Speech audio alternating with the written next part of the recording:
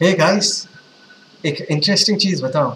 ये जो ferromagnetic materials होते हैं ना, इन फेरोमैग्नेटिक मटेरियल्स के पास खुद का मेमोरी होता है। इनके साथ पास्ट में क्या हुआ था वो ये फेरोमैग्नेटिक मटेरियल्स याद रखते हैं। सर ये आप क्या कह रहे हो? समझ नहीं आ रहा। जस्ट हैव सम पेशेंस, मैं अच्छे से तुमको समझाऊंगा। पहले हम एक सेटअप को अच्छे से समझ लेते हैं, ठीक है? इस सेटअप को प्रॉपर्ली समझते हैं। ये देखो, ये क्या है हमारे पास, यहाँ पर हमारे सामने एक सोलेनॉइड दिख रहा है, ठीक है? This is the solenoid that we are talking about. ये जो है दिस इज सोलेनॉइड, है ना? अभी सोलेनॉइड के अंदर हमने क्या किया है, सोलेनॉइड के अंदर हमने फेरोमैग्नेटिक मटेरियल इंसर्ट करके रखा है। फेरोमैग्नेटिक मटेरियल याद है ना?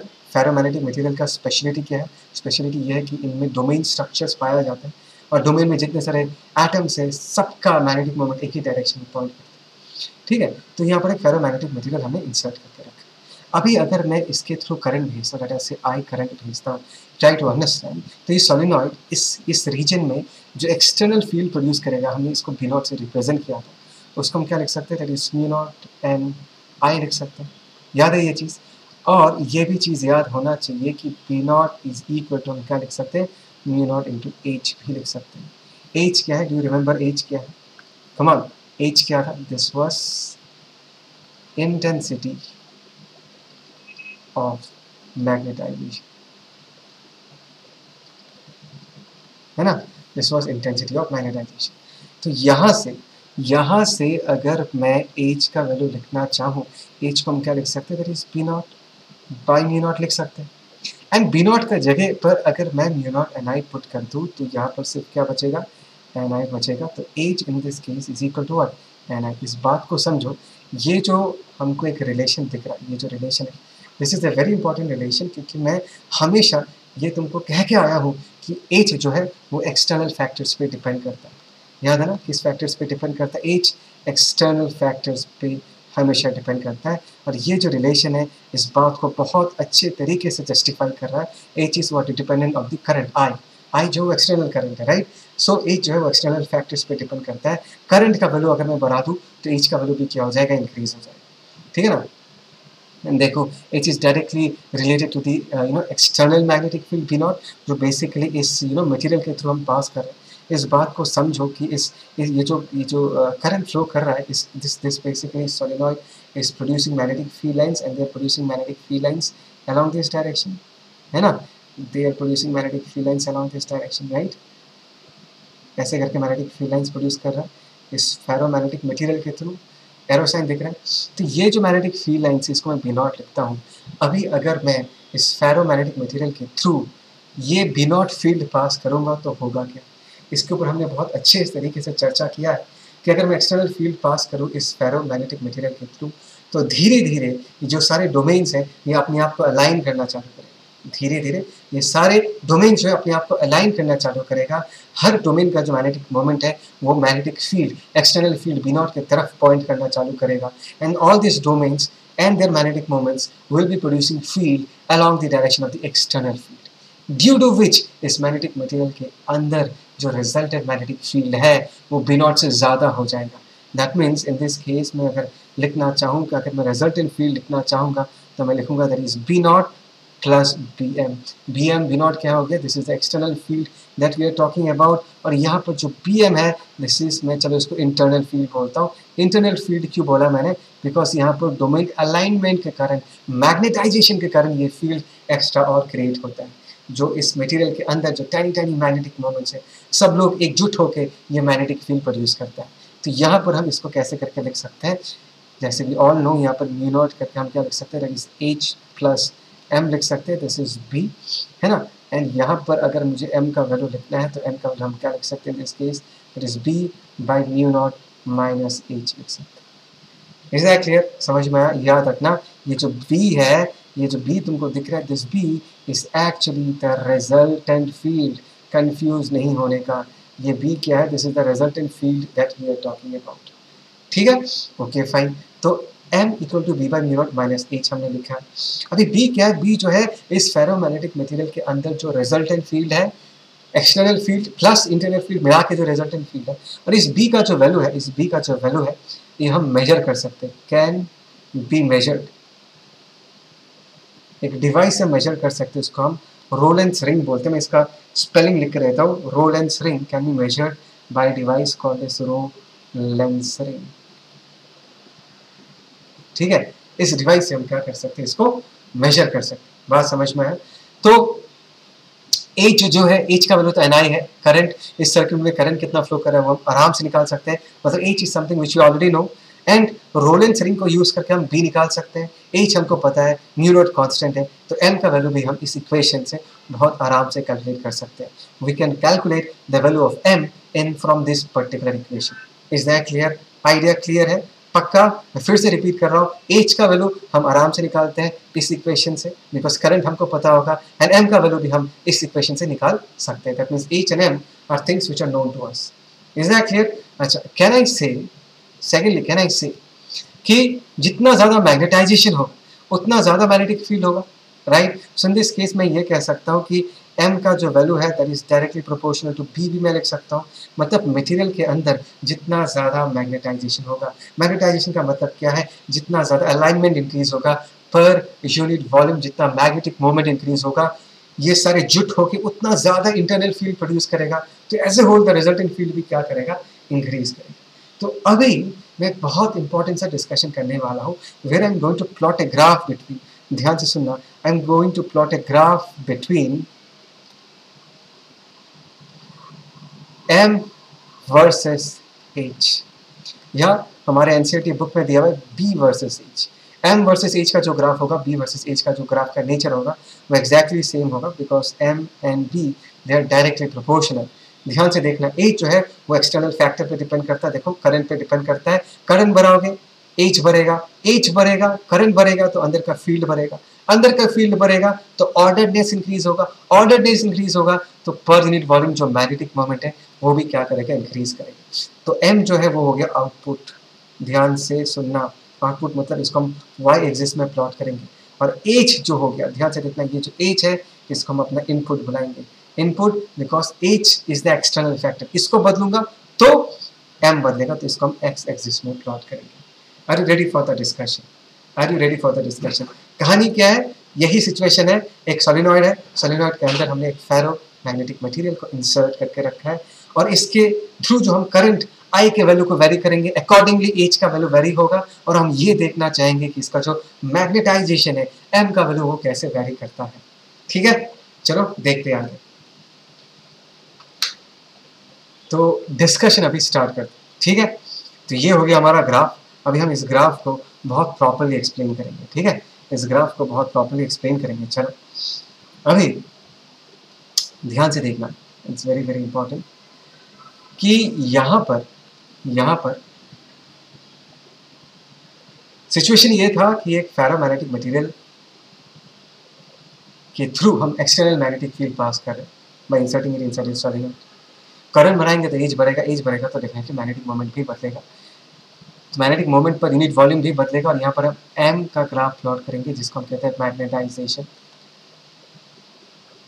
ठीक है, हम बी को भी प्लॉट कर सकते हैं, ग्राफ एक्जैक्टली सेम होगा, you already know the reason for this. ठीक है, अभी ध्यान से सुनना, इनिशियली देखो, इनिशियली क्या है, मैं यहाँ पर लिखता हूँ, लेट अस से इनिशियली पॉइंट ए, इनिशियली मैं कह सकता हूँ करंट का वैल्यू कितना है, 0, तो एच का वैल्यू भी क्या होगा, 0 होगा, राइट? एच का वैल्यू भी 0 है, अगर एच का वैल्यू भी 0 होगा सो magnetic moment per unit volume उसका वैल्यू भी क्या होगा, 0 होगा, बिकॉज जितने सारे डोमेन्स हैं all of them are randomly arranged.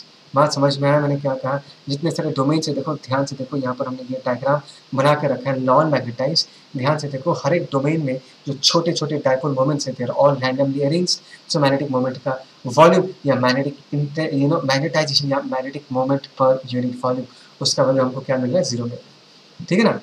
Okay, यहाँ पर मैं ए नहीं लिखता, ए लिखने से थोड़ा सा कंफ्यूज हो जाओगे, मैं 1 लिख के करता हूँ, बिकॉज यहाँ पर भी ABCD हमने यूज़ किया, this is 1।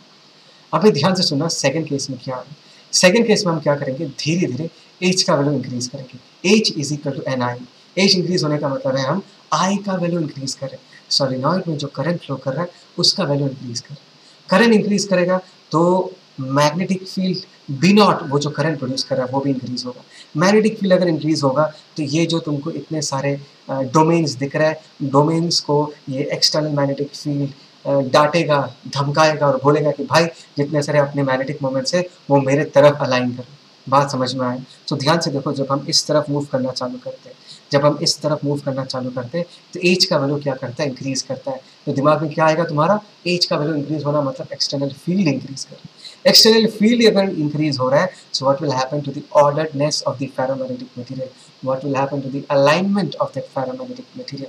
The alignment will keep on increasing, which means that the magnetic moment per unit volume या magnetization is also going to increase. So इस कर्व को देखो O2A, ध्यान से देखो, ये ब्लू कर्व जो है इसका हाइट धीरे धीरे as age increases, इस ग्राफ का हाइट भी क्या हो रहा है? इंक्रीज हो रहा है, इंक्रीज होते जा रहा है, होते जा रहा है, होते जा रहा है। एंड ध्यान से देखो, ग्राफ चढ़ते चढ़ते चढ़ने का मतलब है magnetisation, magnetic moment per unit volume increase होते होते होते होते इस जगह पर देखो, यहाँ पर ग्राफ फ्लैट होना चालू हो गया। यहाँ पर ग्राफ फ्लैट होना क्यों चालू हो गया? इसका मतलब ये हुआ कि एज का वैल्यू अगर मैं और फर्दर इंक्रीज करूँ, जो तुम्हारा मैग्नेटाइजेशन है वो और फर्दर इंक्रीज नहीं हो रहा, वो और फर्दर इंक्रीज नहीं हो रहा। इसका मतलब क्या है? इसका मतलब ये है कि ये जो हमारे पास फेरोमैग्नेटिक मटेरियल था, इसमें जितने सारे डोमेन्स थे, सारे डोमेन्स को तुमने क्या कर दिया? अलाइन कर दिया। और फर्दर अलाइनमेंट और फर्दर ऑर्डरनेस पॉसिबल नहीं है। मतलब ये जो मटेरियल है ये सैचुरेट हो चुका है, इट इज मैग्नेटिकली सैचुरेटेड। चलो मैं यहाँ पर लिख के रखता हूँ, जब मटेरियल इज मैग्नेटिकली सैचुरेटेड। बात समझ आया? डायग्राम देख के फील आ रहा? ये इसी लोकेशन का डायग्राम है। बात समझ में आ रहा है? पक्का? मैं ना तुमको एक छोटा सा एनालॉजी देना चाहूँगा, आई होप से तुमको और फील आएगा इसमें। मैंने वो बच्चों वाला जो एग्जाम्पल दिया था, अब टीचर का जो एग्जाम्पल दिया था, वही एग्जाम्पल फिर से लूँगा। इस बार थोड़ा सिचुएशन अलग है। लगा से मेरा क्लास जो है उसमें सारे बच्चे हैं। आज साल का मतलब तुम लोग जस्ट क्लास 10 से क्लास 11 आए हो, ठीक है ना? पहला दिन है मेरा क्लास का, और मैं ऐसा एक बंदा हूँ जिसको फॉर एग्जाम्पल इंजीनियरिंग पसंद है। मैं चाहूँगा कि मेरे बच्चे इंजीनियर्स बने। एज्यूम करो मैं दोनों से बहुत प्यार करता हूँ, इंजीनियरिंग हो मेडिकल हो, लाइक बोथ द ब्रांचेस। ऐसा कुछ नहीं है, कोई पार्शलिटी नहीं है, just for the sake of discussion बता रहा हूँ। लेट अस से साल का पहला दिन है, तुम लोग क्लास 10 के बाद क्लास 11 पहला दिन क्लास में आए हो, and I am your teacher या क्लास टीचर। तो मैं चाहता हूँ कि मेरे क्लास के सारे बच्चे इंजीनियर बने, और तुम लोग जो अभी क्लास में बैठे हुए हो, तुम्हारे पास अभी कोई एम इन लाइफ नहीं है, यू आर ऑल रैंडम। बात समझ में आ रहा है? You people are just like this tiny magnetic moments, जो लोग रैंडमली अरेंज्ड हैं, जिनके लाइफ में कोई गोल नहीं है। बात समझ में आया? और मैं जो I am the teacher, I am the motivator, I am the external factor, just like this as जैसे पूरे सब्सटेंस को मोटिवेट करता है अलाइन होने में। Similarly me as a class teacher, मैं जब क्लास में आता हूँ, मेरा मोटिव ये होगा कि मैं अपने बच्चों को क्या करूँ, मैं अपने बच्चों का इंटरेस्ट बढ़ाऊँ, उनको एक गोल दूँ अपने लाइफ में, राइट? और तुमको मैंने कहा था कि मैं क्या चाहता हूँ, मैं चाहता हूँ कि मेरे बच्चे क्या बने? इंजीनियर। ठीक है? तो ऐसा स्टार्ट टेकिंग क्लासेस धीरे धीरे। ये पहला दिन है, पहला दिन आता हूँ और मैं अपने तुम सब लोगों को इंजीनियरिंग का बढ़िया सा कहानी सुनाता हूँ कि देखो मैं इंजीनियरिंग कॉलेज में था, इंजीनियरिंग कॉलेज में सारे लॉबीज में एक साथ सारे दोस्तों के साथ रह पाओगे, बाहर स्विमिंग पूल होगा, जिम मिलेगा तुमको, फ्री इंटरनेट होगा, ठीक है, मस्ती बहुत कर पाओगे। तो इसके चक्कर में क्या होगा, क्लासरूम में सोचो अगर 100 बच्चे हैं, 100 बच्चे में से फॉर एग्जाम्पल 10 बच्चे क्या होंगे, ये लोग ये कहानी सुन के मोटिवेट हो जाएंगे और उनके मन में ये आएगा नहीं भाई साहब इंजीनियर बनना ही। तो what has happened to the focus of the class? जैसे कि हम यहाँ पर magnetic moment per unit volume calculate कर रहे हैं, क्लासरूम के केस में मैं क्या बोल रहा हूँ, फोकस पर यूनिट वॉल्यूम, कितने बच्चे फोकस्ड है। तो कुछ बच्चे जो है वो मोटिवेट हो जाएंगे, वो इंजीनियरिंग के लिए पढ़ना चालू कर देंगे, 10 बच्चे इंजीनियरिंग के लिए पढ़ना चालू कर देंगे। So what has happened to the focus per unit volume of the classroom? The focus थोड़ा इंक्रीज हो गया, कुछ बच्चे मोटिवेट हो चुके, फोकस्ड हो चुके, ठीक है। फिर नेक्स्ट डे आता है, नेक्स्ट में फिर से आता हूँ, तो इस बार आकर मैं क्या करता हूँ, आधा टाइम प्यार से समझाता हूँ, दूसरा टाइम धमकाता हूँ कि यार तुम इंजीनियर नहीं बनोगे तो कैसे होगा, बकवास है कि इंजीनियरिंग के बाद इंजीनियरिंग करने से ये होता है, इंजीनियरिंग करने से वो होता है, धमका के समझाता हूँ, है डरा के बोलता हूँ। तो क्या होगा, पहले दिन 10 बच्चे मोटिवेट हो गए थे, आज के दिन फॉर एग्जाम्पल 25 बच्चे मोटिवेट हो गए। तो ध्यान से देखो ये ग्राफ क्या करके राइज करके, so this is equal to what, 25 बच्चे। Now 25 students are fully focused, they are preparing for what engineering entrance examination, समझ में आया? नेक्स्ट डे आता हूँ नेक्स्ट डे जब मैं आता हूँ ना, मैं अकेले नहीं आता, मैं अपने साथ अपने जूनियर लेक्चरर को भी लेके आ जाता हूँ, ठीक है ना? जूनियर लेक्चर होता है तो मैं भी मोटिवेट कर रहा हूँ, जूनियर लेक्चर भी मोटिवेट कर रहा है। और तो उस दिन क्या हो गया, क्लासरूम में फॉर एग्जांपल लेट अस से 50 बच्चे मोटिवेट हो गए और सारे के सारे जो है ध्यान से फोकस करके इंजीनियरिंग के लिए पढ़ाई कर रहे हैं। So what has happened to the focus per unit volume of the class, it is increased. ध्यान से देखो, ये जो फोकस पर यूनिट वॉल्यूम है वो क्या हो गया, इंक्रीज हो गया। बहुत अच्छा कनेक्शन दूंगा, ध्यान से समझ। फिर नेक्स्ट डे हर दिन आता हूँ, हर दिन मोटिवेट करता हूँ और फाइनली ऐसा एक दिन आता है, इसको मैं एच नॉट कहूँगा। ऐसा एक दिन आता है कि मैं भी आया और मेरे फिजिक्स डिपार्टमेंट में जितने सारे जूनियर लेक्चरर्स हैं सबको लेके आ गया मैं, और सब ने मोटिवेट किया। और ऐसा एक दिन आया कि क्लास में जो 100 बच्चे थे, 100 के 100 बच्चे सारे के सारे क्या हो गए, मोटिवेट हो गए। ठीक है, that means focus per unit volume, classroom का जो फोकस पर यूनिट वॉल्यूम है वो अपना मैक्सिमम वैल्यू पहुंच चुका है। That means it has now become saturated. इसके बाद अगर मैं बाहर से और भी जूनियर लेक्चरर्स लेके आ जाऊँ, और भी नया टीचर्स लेके आ जाऊँ और भी भाषण दूँ, तो the focus per unit volume is not going to further increase. देखो जितने बच्चे थे उस क्लास में सब ने पढ़ाई चालू कर दी, सब ने इंजीनियरिंग के लिए पढ़ाई चालू कर दिया, तो क्लास का जो फोकस पर यूनिट वॉल्यूम है वो ऑलरेडी सैचुरेट हो चुका है। इससे ज़्यादा अगर मैं मोटिवेट करूंगा तो क्लास का जो फोकस वो और फर्दर इंक्रीज नहीं होगा, वो सैचुरेट हो चुका है। ठीक है, एक हाइपोथेटिकल कहानी है, जस्ट सुनते जाओ। Correct, okay fine. तो अभी क्लासरूम जो है फुल्ली फोकस्ड। ठीक है, ये हाइपोथेटिकल कहानी है, ये रीजन है, इसको मैं मिटा देता हूँ। ऐसे ही तुमको थोड़ा बताने के लिए बोला है ऐसा कुछ नहीं होता, ठीक है, मैं समझाने के लिए बता रहा हूँ। एक मिनट, इन चीज़ों को मिटा देता हूँ जो बेकार की चीज़ें हैं।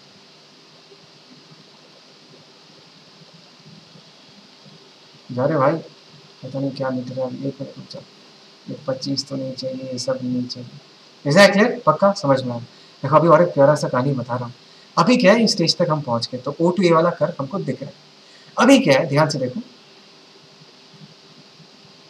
So this is H not. H not के केस में द सब्सटेंस का पूरा मैग्नेटिकली सैचुरेटेड। अभी देखो O2A वाला कर्व देख लिया, अभी हम देखेंगे A2B वाला कर्व। दिख रहा है, हमने O2 H का वैल्यू या करंट का वैल्यू 0 से लेके एक पर्टिकुलर वैल्यू तक बढ़ाया तो H का वैल्यू भी बढ़ा। अभी हम क्या करेंगे, करंट को डिक्रीज करना चालू करेंगे। भूलो मत, H का वैल्यू कितना था, Ni था। भाई अगर I का वैल्यू डिक्रीज होना चालू होगा तो H का वैल्यू भी क्या करेगा, डिक्रीज होना चालू करेगा, तो H का वैल्यू डिक्रीज करेगा। अभी खुद सोचो, क्लासरूम वाले एग्जाम्पल में जाओ, H का वैल्यू डिक्रीज करना मतलब फॉर एग्जाम्पल अभी मैं थोड़ा छुट्टी मारना चालू कर दिया, समझ में आया, मैं थोड़ा क्लासेस मिस कर रहा हूँ, एवरीडे क्लास नहीं आ रहा, तो धीरे धीरे क्या होगा, कुछ बच्चे जो है वो डीमोटिवेट होना चालू करेंगे, राइट। कुछ बच्चे फिर से रैंडम हो जाएंगे, कुछ बच्चे फिर से पढ़ना छोड़ देंगे। So what has happened with the focus per unit volume of the class, वो डिक्रीज होना चालू होगा। तो ध्यान से देखो, ये जो ग्राफ है नीचे उतर रहा है, बात समझ में आया। इसी चीज़ को अगर मैग्नेटाइजेशन के टर्म्स में सोचें, एच का वैल्यू अगर डिक्रीज करेगा, इट्स वेरी सिंपल, बाहर का एक्सटर्नल फील्ड डिक्रीज करेगा, वो फील्ड डिक्रीज करेगा, वही फील्ड तो मोटिवेट कर रहा था सारे डोमेन्स को कि ऑर्डर्ड बनो, डिसिप्लिन मेंटेन करो, एक ही डायरेक्शन में पॉइंट करो, वही अगर डिक्रीज करना चालू करेगा तो थोड़ा बहुत डोमेन्स फिर से क्या हो जाएगा, रैंडमाइज होना चालू होगा। So what will happen to the magnetic moment per unit volume, वो डिक्रीज होना चालू होगा। सो ध्यान से देखो, एच का वैल्यू डिक्रीज हो रहा है और magnetic moment per unit volume decrease हो रहा है। एच का वैल्यू डिक्रीज होते होते होते फाइनली जब जीरो हो जाता है, फिर से एच का वैल्यू जीरो हो गया, इसका मतलब ये है कि करंट का वैल्यू हमने जीरो कर दिया, एच का वैल्यू भी जीरो हो गया, there is no motivating factor, बाहर का कोई एक्सटर्नल फील्ड उस फेरोमैग्नेटिक मटेरियल के थ्रू पास नहीं कर रहा। लेकिन अगर ग्राफ को ध्यान से देखो, even though H is equal to zero, there is some amount of magnetisation still left. ध्यान से देखो, there is still some amount of magnetisation still left. इसका मतलब ये है कि मैंने क्या किया, पहले एच का वैल्यू जीरो से एच नॉट तक बढ़ाया, फिर एच नॉट से घटा के जीरो तक लेके आया। जीरो तक लाने के बाद भी उस मटेरियल में, उस फेरोमैग्नेटिक मटेरियल में अभी भी कुछ magnetic moment per unit volume बाकी है। इसको हम बोलते हैं रिटेंटिविटी। इसको हम क्या बोलते हैं, we call this as retentivity.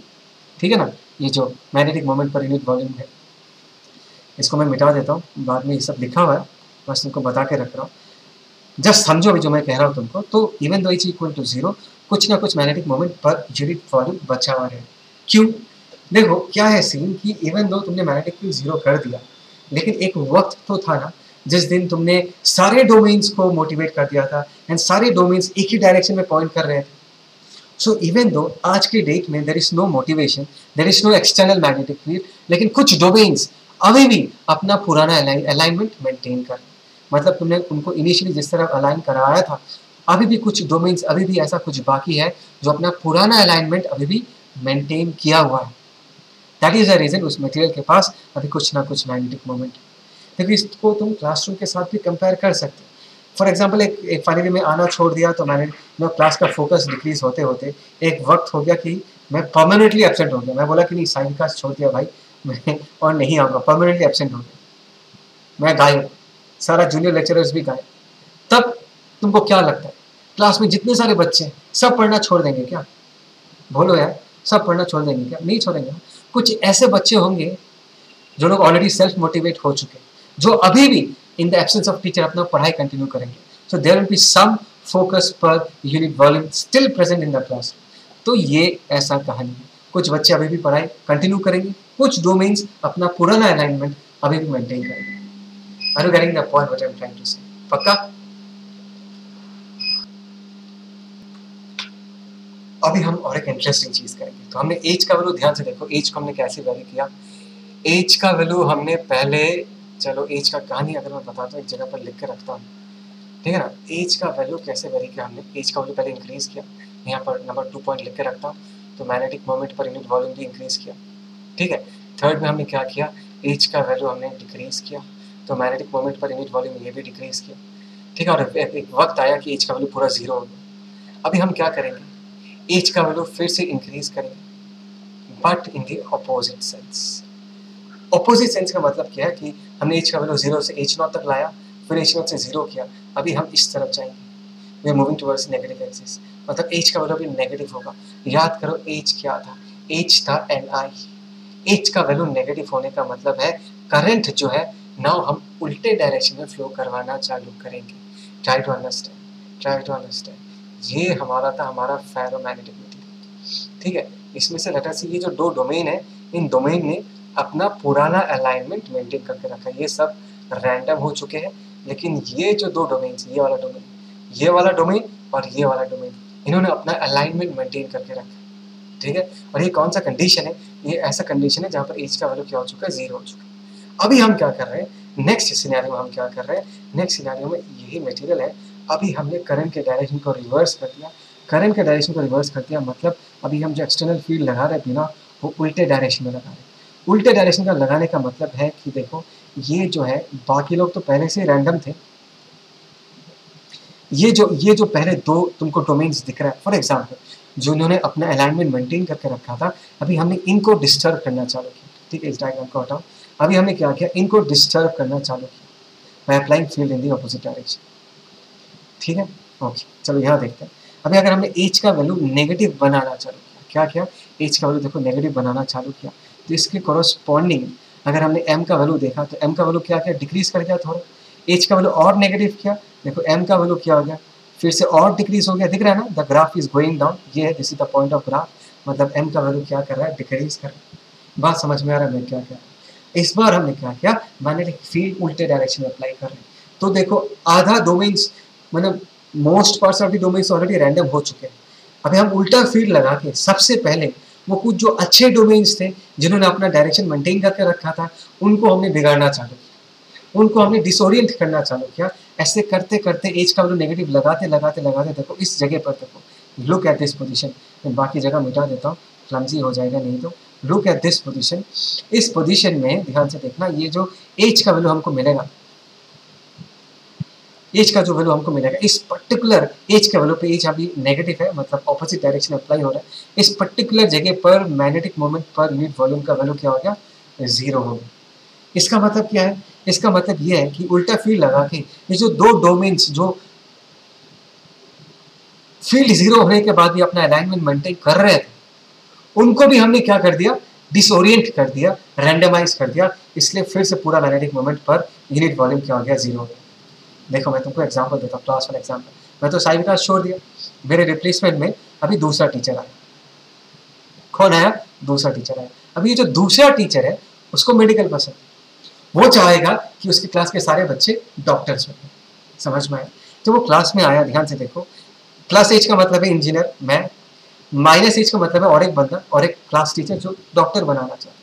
तो ये पहुंचेगा, ध्यान से देखो, जब वो क्लास में आएगा, वो क्लास में आने के बाद देखेगा यार आधे से ज़्यादा क्लास तो पूरा बकवास मस्ती कर रहा है, किसी का कोई एम इन लाइफ नहीं है। लेकिन कुछ बच्चों के का तो मोटिवेशन मेंटेन था, कुछ डोमेन्स का जैसे अलाइनमेंट मेंटेन था, कुछ बच्चे अभी भी इंजीनियरिंग के लिए पढ़ रहे थे, तो वो सबसे पहले उन बच्चों को देखेगा और उनको डिमोटिवेट करना चालू करेगा कि भाई साहब तू इंजीनियर क्यों बन रहा है, इंजीनियर करके फ़ायदा क्या है, इतने सारे साल में तो इंजीनियर्स निकलते हैं, कुछ फ़ायदा होता है क्या, डॉक्टर बन, doctor is such a noble profession, लोगों का जान बचाएगा। तो वो जो कुछ बच्चे जो इंजीनियरिंग के लिए पढ़ाई कर रहे थे, जिनके कारण क्लास में अभी भी थोड़ा फोकस बचा हुआ था, उनको क्या करेगा, डिमोटिवेट करना चालू करेगा। डिमोटिवेट करते करते फाइनली एक टाइम आएगा, देखो ये टाइम आएगा कि वो जो बाकी बच्चे उनको भी डिमोटिवेट कर देगा और ऐसा सिचुएशन आएगा कि पूरे क्लास में ऐसा एक भी बच्चा नहीं होगा जिसको ये पता नहीं है कि उसको इंजीनियर बनना है या डॉक्टर बनना है। बात समझ में आया? कुछ बच्चे जो इंजीनियर बनने का जो मोटिव रखते थे, उनको भी कंप्लीटली क्या करते हैं, उनका मोटिव जीरो कर दिया, उनको कुछ पता नहीं है। अभी जो नया क्लास टीचर है वो अपना काम फिर से अभी कंटिन्यू करेगा, ही विल कंटिन्यू। अभी पूरा क्लास फिर से क्या हो गया, रैंडम हो गया, और वो स्टॉप नहीं होगा, वो फिर से आएगा, फिर से नेक्स्ट डे मोटिवेट करेगा। तो कुछ बच्चे फिर से ध्यान से पढ़ना चालू करेंगे, तो फोकस पर यूनिट वॉल्यूम क्या होगा, इंक्रीज होगा, फिर से पुराना वाला कहानी रिपीट होगा, but in the opposite sense.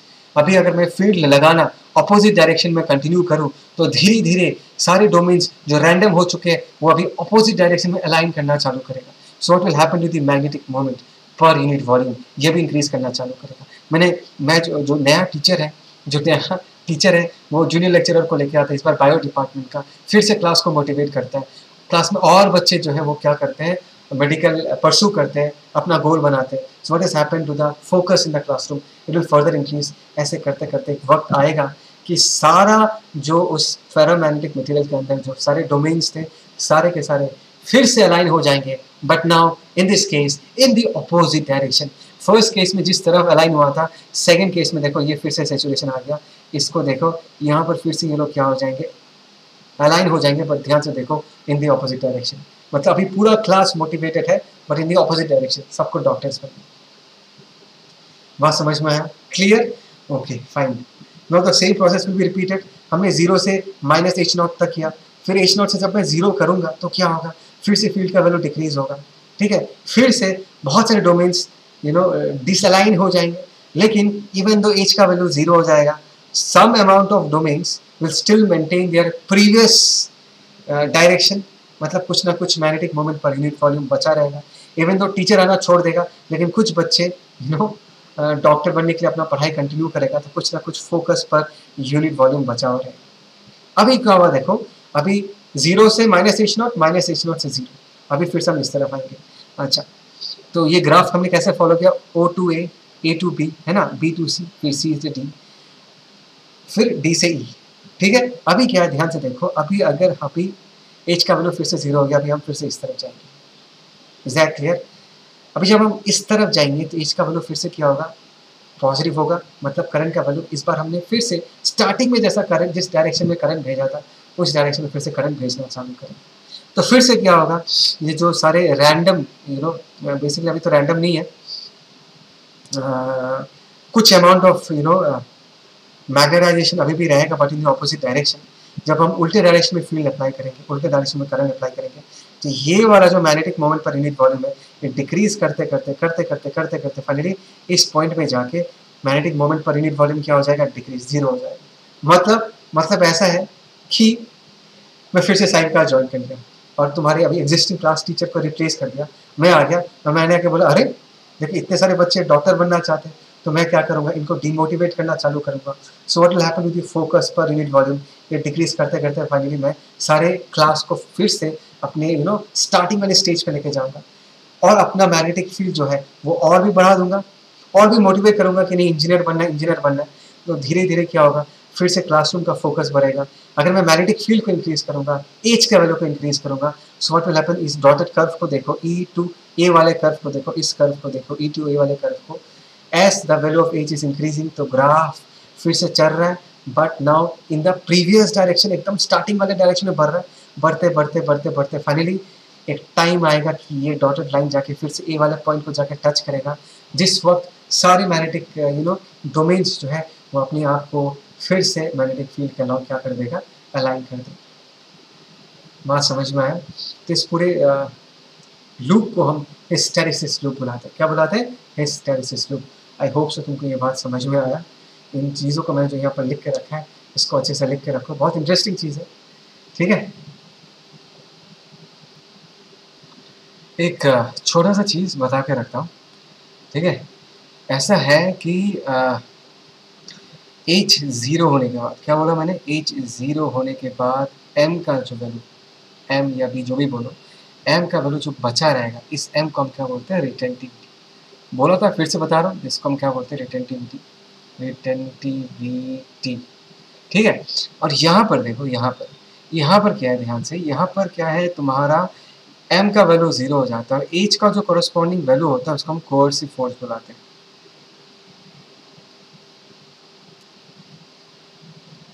इसको हम क्या बोलते हैं? कोएर्सिव फोर्स बुलाते हैं। तो ये दो टर्म्स जो है बहुत अच्छे से याद रखना। ठीक है, अच्छा, अभी मैंने इस पूरी चीज़ को बहुत अच्छे से यहाँ पर लिख के रखा है, ये एक बार पढ़ लेते हैं। Let's read this once. Okay, देखो, सबसे पहले हिस्टेरिसिस का मतलब क्या? देखो, बहुत प्यारा सा मतलब है। अगर तुमको ये पूरा कहानी याद है तो तुमको ये भी याद होना चाहिए कि एच ज़ीरो होने के बाद भी बी जो है वो, या एम जो है वो 0 नहीं होता। राइट, एच जब स्टार्ट हुआ था एच 0 था, एम भी 0 था, बी भी 0 था, लेकिन जब फिर से रिटर्न आता है, फिर से जब एच 0 होता है तो बी 0 नहीं होता, एम का वैल्यू भी 0 नहीं होता, कुछ तो रहता है। दैट मीन्स मैग्नेटाइजेशन या बी का वैल्यू जो है वो लैग कर रहा है।